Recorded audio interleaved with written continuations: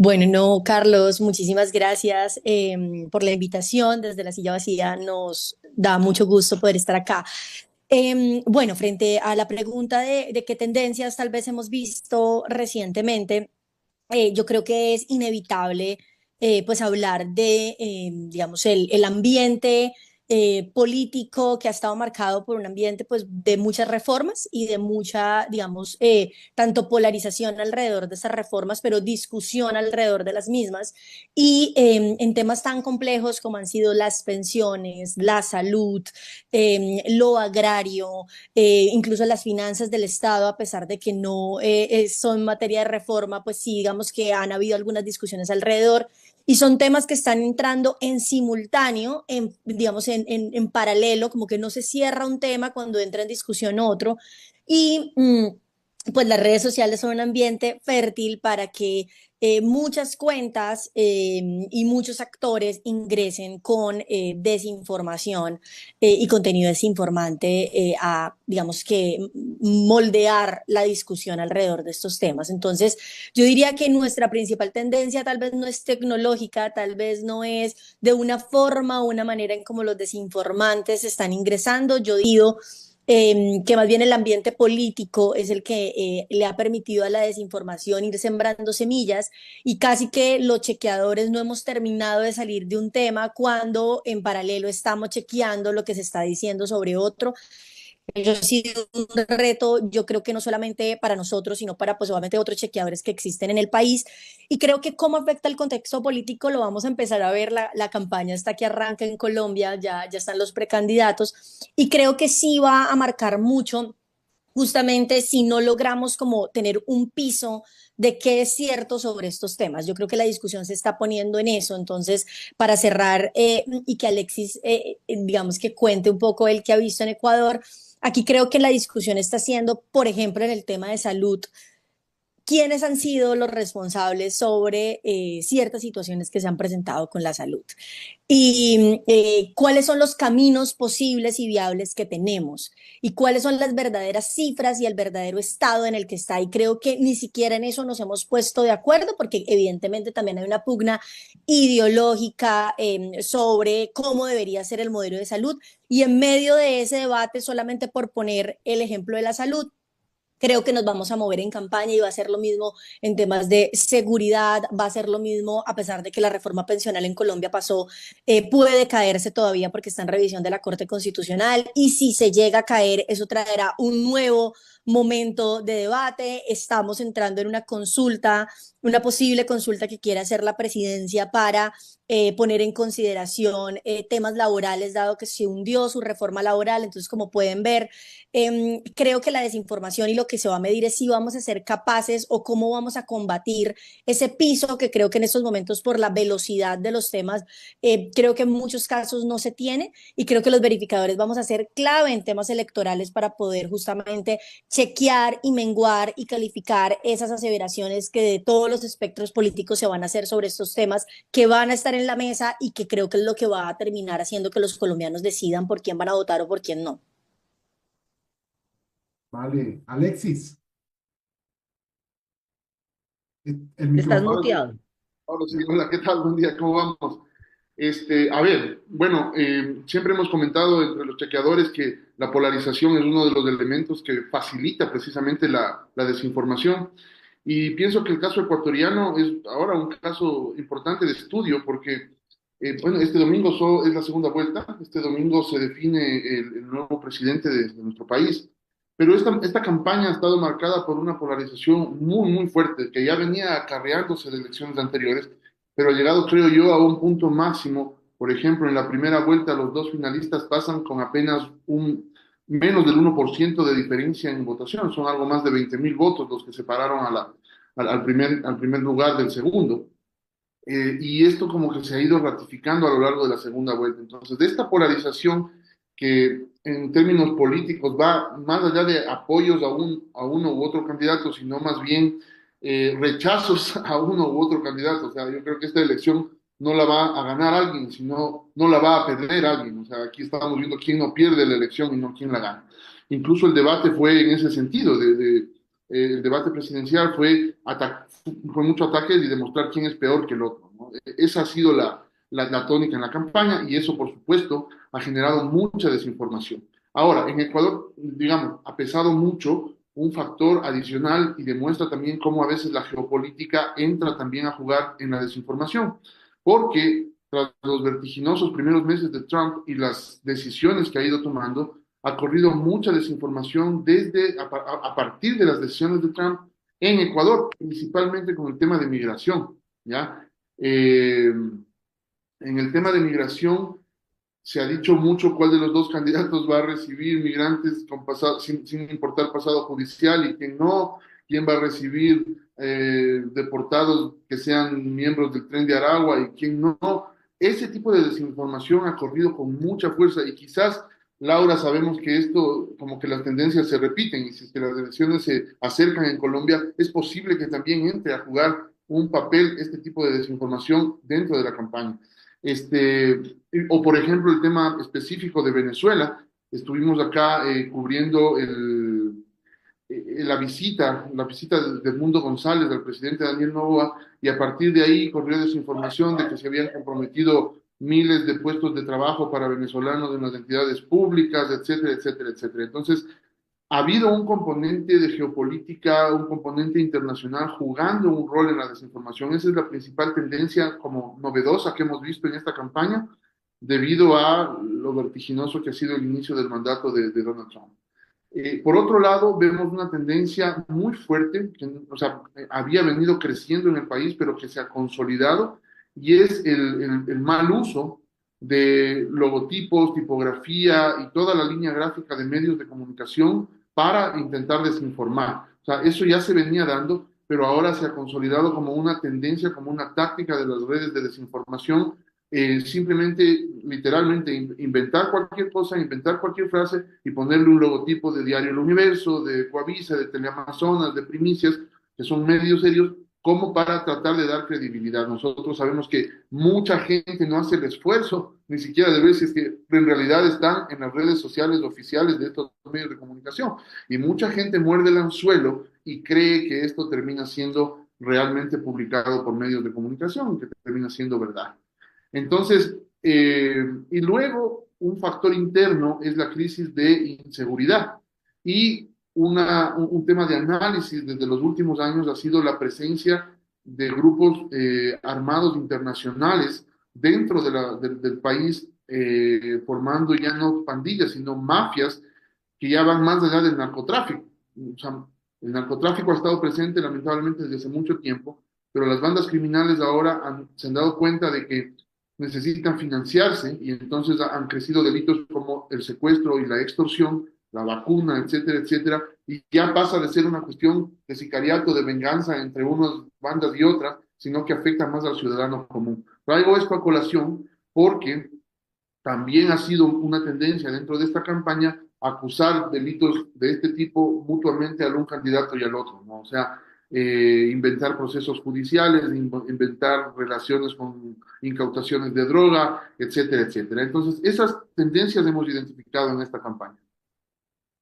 Justamente frente a estos discursos que vienen de como respuesta a la polarización política con intereses políticos, la verificación ha sido la respuesta desde el periodismo, ¿sí? Ha sido ese elemento. Entonces, ustedes dos que, digamos que son ejemplos en la región y en los países en el tema de verificación, ¿cómo han estructurado sus equipos y los procesos de verificación? ¿Qué metodologías y herramientas han desarrollado en cada uno de sus medios? Laura. Claro que sí.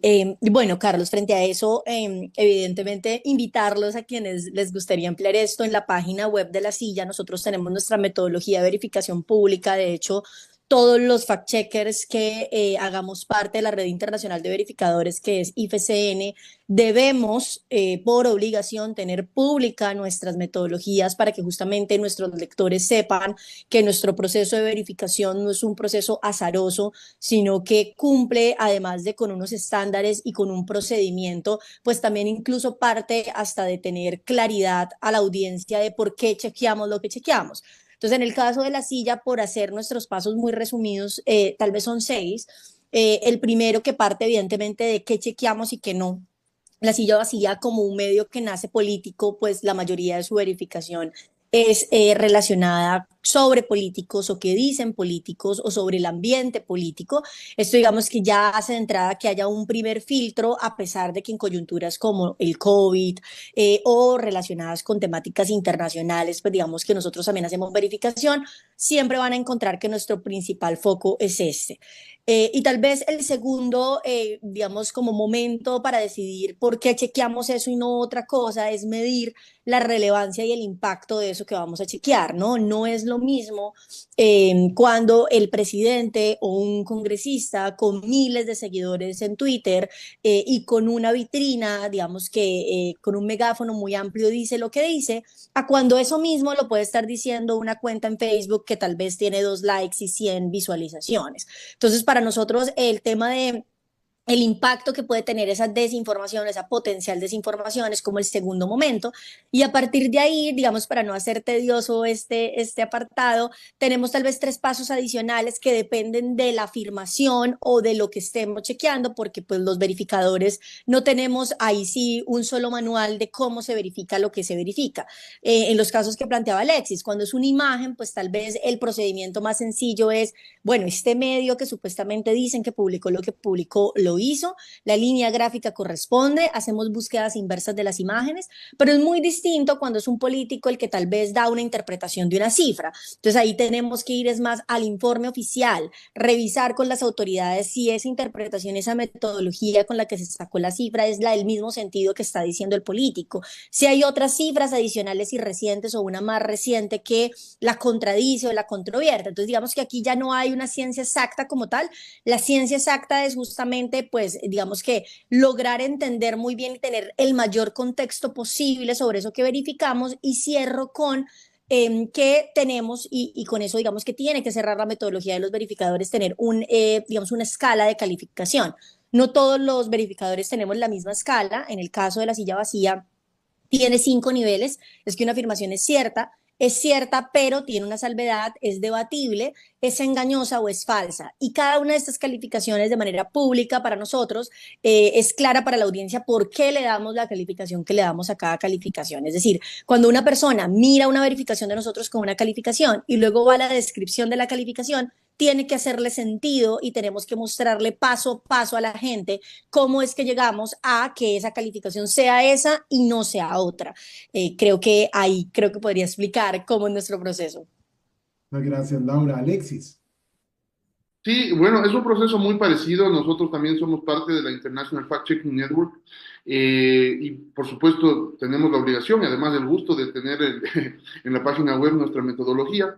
Es muy parecida y nosotros siempre defendemos que esto es un ejercicio periodístico. Entonces, incluso durante la certificación del DTI, nosotros incluimos también en la página web una suerte de manual de procesos que nosotros hicimos justo antes de la certificación y ahí se puede ver muy claramente que hay un proceso periodístico, ¿no? Muchas veces esto implica, lo que decía Laura, hablar con expertos que nos ayuden a entender si es que se está entendiendo, valga la redundancia, o leyendo bien una cifra o una ley, o si se está... hay veces que un político en un fact-checking en vivo, por ejemplo, el presidente decía una cifra de reducción de un delito y decía en mi gobierno, ¿sí? Pero para poder comparar la cifra, no sabíamos si comparar los 3 últimos años perdón, los 3 últimos meses de un año y los 3 primeros del siguiente, o comparar los 3 primeros de un año con los 3 primeros del otro. Entonces había que hablar con alguien que sea experto en estadística y también en criminología, que nos pudiera explicar cuál es la manera correcta de leer los datos para calificar, porque realmente de esa lectura que hacíamos dependía si es que se le calificaba falso o cierto. O sea, así de radical era. Porque si se comparaba los 3 meses finales con los 3 iniciales del año siguiente, hubiese sido falso. Pero se comparó de otra manera y dio verdadero. O sea, eso es muy importante. También tenemos una escala de calificación. Porque sí, esto no es una varita mágica que aparece y uno le pone sobre un post y te dice, pi, pi, pi, pi, esto es falso, pi, pi, pi, pi, esto es cierto.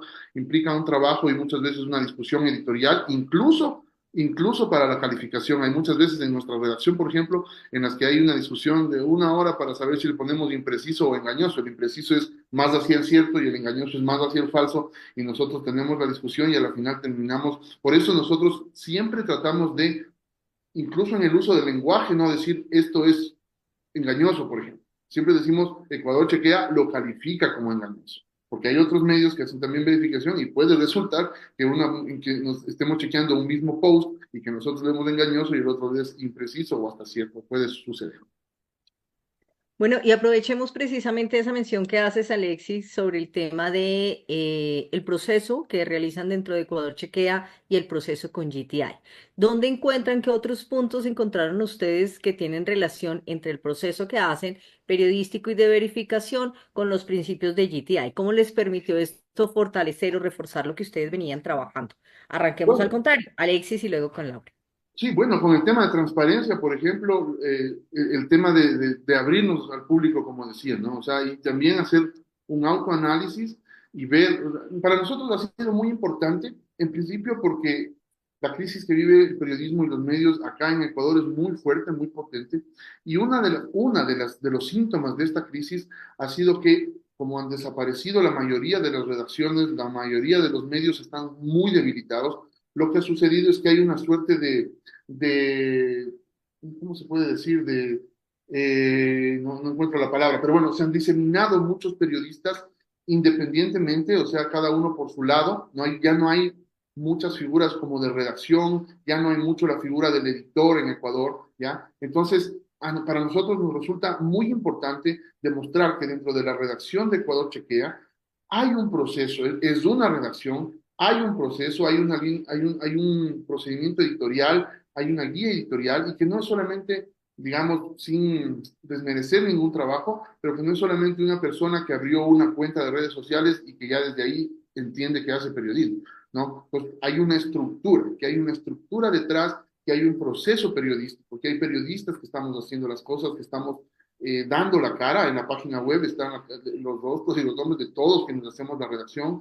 Ahora está, siempre ha estado la metodología, ahora está el manual, el código de procesos, del flujo de procesos incluso.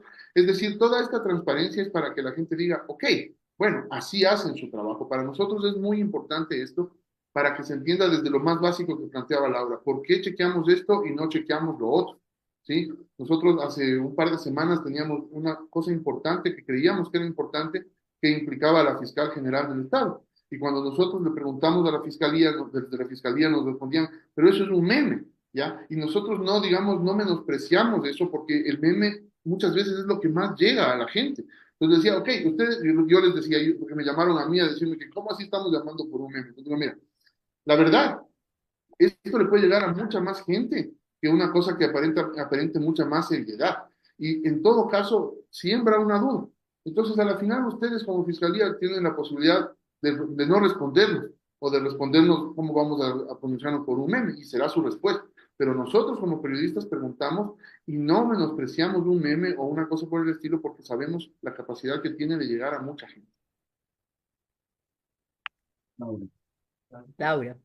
Bueno, en nuestros casos, tal vez, bueno, yo no estuve, digamos, detrás del proceso en detalle de esta certificación, pero lo que hemos compartido como equipo es, y muy en línea de lo que dice Alexis, digamos, la importancia de que el periodismo esté en red, y creo que justamente este tipo de certificación nos hace, digamos, que presentar, digamos, nuestra información ante la audiencia como que no es una información que se hace y que estamos haciendo solos, ¿no? Sino que hay, digamos que periodistas internacionales que están respaldando los procesos que estamos haciendo, y yo coincido completamente en que hay un descrédito de la labor periodística, incluso pues de cualquier, digamos, qué tipo de medio de comunicación, como que todos ahora pareciéramos estar en una misma bolsa sin distinción, y creo que este proceso pues nos hace, digamos, que presentarnos, como decía, de otra manera, pero también incluso hacer un ejercicio autocrítico como medios de justamente si hay y si habían lugares en donde no estábamos siendo o lo suficientemente transparentes o podíamos ser aún mucho más transparentes, volver a cosas que, por ejemplo, en la silla siempre hacemos, pero aún tener más presente como cuando nos equivocamos, decirle a nuestra audiencia que nos equivocamos, porque como en cualquier otra profesión, pues ningún profesional es infalible, ¿no?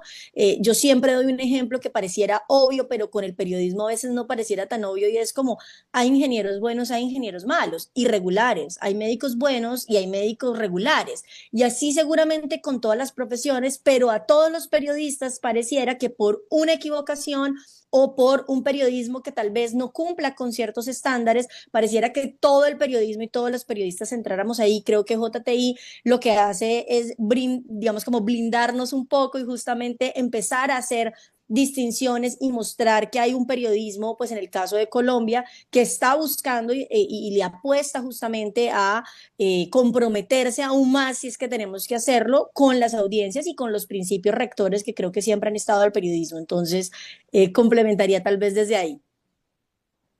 Sí, justamente al inicio de este summit estaba hablando Artur Romeo del periodismo colaborativo y la importancia del periodismo colaborativo. Yo quisiera preguntarle quiénes son, digamos, además de los clientes, ustedes, La Silla Vacía, Ecuador Chequea, ¿trabaja con otros medios? Eh, ¿Hay alianzas con otros medios? ¿Cómo funciona ese periodismo colaborativo en función de la verificación que en últimas es en función también de los principios periodísticos y democráticos? Sí, totalmente, Carlos. Nosotros casi que cada semestre tenemos alianzas con no solamente colegas incluso de América Latina, sino también, digamos, de España, porque mucha de la información hispanohablante viene, digamos, que está en Europa, llega a España y de España llega acá. Y todo el sentido de hacer esto lo cobra, como decía Alexis hace un rato, que la desinformación es transnacional. Y así como hay mucha que no, porque hay unos contextos pues, muy específicos, sí en muchos temas y digamos como hay unos efectos dominó políticos, tanto de la derecha como de la izquierda, pues esto hace que digamos, los discursos sean cíclicos.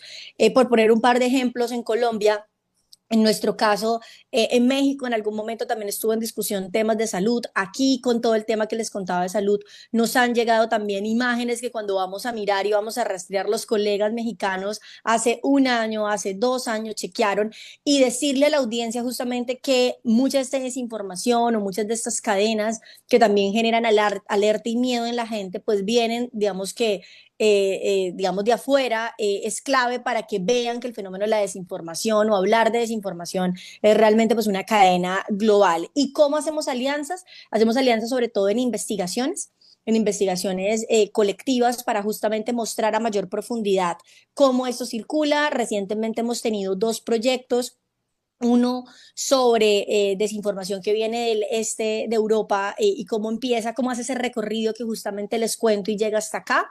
Y por último, un trabajo ya más de uso conjunto de aplicaciones, uso conjunto de herramientas para hacer seguimiento. Creo que algo a lo que nos estamos enfrentando los verificadores es justamente cómo las redes les permite a los desinformadores crear una cuenta y cerrarla al otro día, poner un post y que circule y luego borrarlo. Un tema para nosotros es, bueno, ¿cómo le hacemos seguimiento a esto, no? ¿Cómo podemos justamente monitorear de mejor manera y que no queden como datos sueltos? Y todos los verificadores estamos en esa línea y es como un sinsentido hacer trabajos individuales. Entonces nos hemos unido para justamente hacer desarrollo de herramientas, usar esas herramientas de manera conjunta y presentar investigaciones, digamos, de manera individual como medios, pero ya trabajando no tanto en una temática común, sino en herramientas que colectivamente nos puedan servir y funcionar a futuro. Alexis. Sí, igual en el caso de nosotros, a nivel nacional, por ejemplo, Ecuador Chequea, si bien nació y se especializa en el fact-checking, viene desde un par de años fortaleciéndose como un medio también más generalista. Entonces nosotros hacemos también otros géneros periodísticos, periodismo a profundidad, y en ese sentido trabajamos con muchos medios amigos de acá del país. Muchas veces, por ejemplo, diciendo, ok, literalmente yo pongo los periodistas, tú pones la fotografía o juntémonos para hacer esto, para poder hacer cosas más grandes. En el tema específico del fact-checking, también nosotros, bueno, al igual que La Silla Vacía, formamos parte de la red Latam Chequea, y en Ecuador somos parte de una coalición que se llama Ecuador Verifica, que hay muchos medios de comunicación, pero también la academia y organizaciones de la sociedad civil que se juntan para precisamente amplificar la lucha contra la desinformación. Entonces, creemos mucho en el trabajo colaborativo, mucho más que antes incluso, en el tema de fact-checking en vivo que hicimos del debate presidencial, por ejemplo, tanto en la primera como en la segunda vuelta, lo hicimos en conjunto con GK, que es otro medio con quien hemos trabajado cosas juntos acá en Ecuador. Así que nosotros estamos convencidos y propendemos mucho al trabajo colaborativo de los periodistas.